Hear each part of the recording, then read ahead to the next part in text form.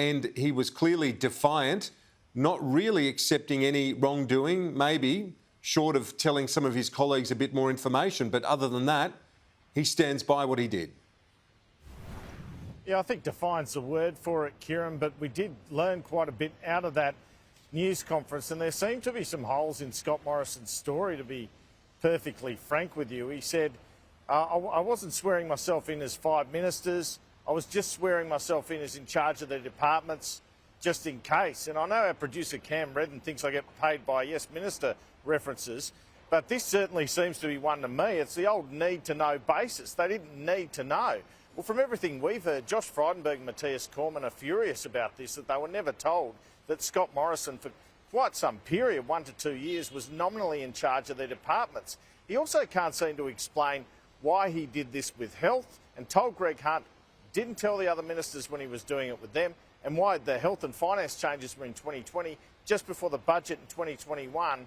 He does it with Josh Frydenberg. He sort of indicated, oh, well, I decided I should have done the others in 2020 as well. I just sort of realised. So let's play you first, Scott Morrison saying, well, I wasn't the Minister for Home Affairs, Treasury, Finance and all the rest. I was just overseeing the departments in case, and I didn't actually exercise the power, so it's all right. I did not act as Minister. There were not 2 ministers doing the same job, me as Prime Minister or the Minister.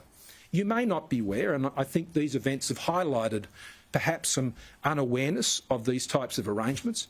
For example, Ben Morton was the Minister assisting the Prime Minister and Cabinet. He was also the Minister for Public Service.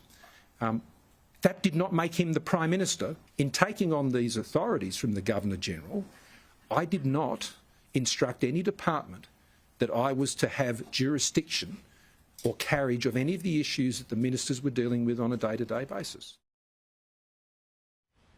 I mean, at one point Scott Morrison seemed to say, none of you understand, and indeed perhaps his own colleagues don't understand, because they've never been Prime Minister during a pandemic, so we should just accept what he says.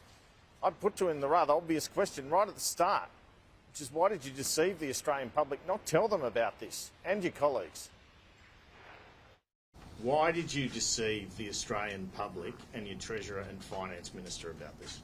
Well, I don't share that view. I didn't inform them.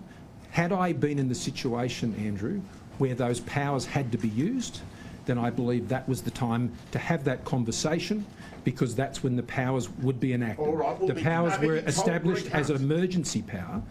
The powers that were later established, there were 5 portfolios. The latter ones, as I indicated in my statement yesterday, I think in hindsight proved to be unnecessary. But Mr Morrison, you told Greg Hunt, and the book says, you said I wasn't being sworn in as Health Minister. The book, and I presume you spoke to the authors of the book about this, am I right in assuming that? Keep going.